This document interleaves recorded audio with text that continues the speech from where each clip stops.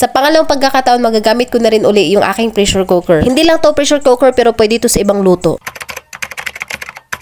Maggagabi na nga ito at pauwi na rin yung partner ko pero hindi pa ako nagluto ng ulam namin. Wala din talaga akong maisip ko anong pwede naming ulamin. Pero may natira pang karne ng baboy ang naiwan sa ref kaya ito na lang naisipan ko na iluto. Ako talaga sobrang tamad ko talagang lumabas dito sa bahay. Kahit siguro buong araw ako ikulong dito, walang problema talaga sa akin. Basta nasa loob ng bahay lang talaga ako. Request ng partner ko na gusto niya ng pritong manok pero ito talaga yung napili ko na yung ulam namin. Napakadali lang naman talaga gamitin din itong pressure cooker at mabilis ka lang talaga makapagluto nito kaya late na din talaga ako nagluto. Pasensyahan nyo na din yung boses ko kasi medyo paos talaga ako. Yung unang luto kong gamit dito sa pressure cooker, walang ganito yung parang tinatanggal sa baboy. Pero ngayon meron siya, so depende talaga kung presko yung baboy na niluluto mo o hindi. Natatawa nga ako dito kasi kunti lang yung niluto ko tapos yung pinaglutuan ko malaki. Para na din madaling lumambot yung mga pinagluluto natin kaya ito na talaga ginamit ko. Tinamplahan ko nga din ito, nilagyan ko na ng pangpalasa at hayaan nyo na rin kung medyo marami yung nilagay ko ng paminta kasi ganyan talaga ako. At ito naman yung sandok na talagang nagustuhan ko talaga itong wood na sandok. So first time ko magkaroon din ng ganitong sandok. Kapag non-stick yung lutuan mo, make sure lang din na yung sandok mo pang non-stick din. Para naman hindi madaling masira yung mga pinaglulutuan mo. Tinikman ko nga ito at ayun, tama naman yung lasa. Kaya ayan, tinakpan ko siya uli para lumambot lalo yung karne. Wala nga akong panghalong gulay nito kaya buti na lang dito sa labas ng bakura namin, meron akong tanim na talbos. At chinek ko nga at ayan, meron ng mga tangkay kaya pinutol ko. Hindi din pala kaya ng kamay-kamay lang kaya kumuha na ako ng gunting at pinuputol-putol ko lang talaga. Mahilig talaga din ako magtanim-tanim ng mga ganitong gulay kaya ayan, nagtanim-tanim na din ako. Kung nakita nyo, tumakbo pa yung ipis. Medyo nga maulan kaya ganito yung itsura ng mga talbos ko, basang-basa pa. Kaya buti na lang talaga pag may tinanim, meron ka talagang aanihin. Kaya meron talaga akong panghalo ngayon sa ulam namin. Kaya ayan, tinanggal ko na bawat isa ng mga malalambot pa na tangkay. Hinugasan ko nga muna dito sa labas bago ako pinasok sa loob para matanggal yung medyo maputik-putik. Ako talaga kapag nagluto,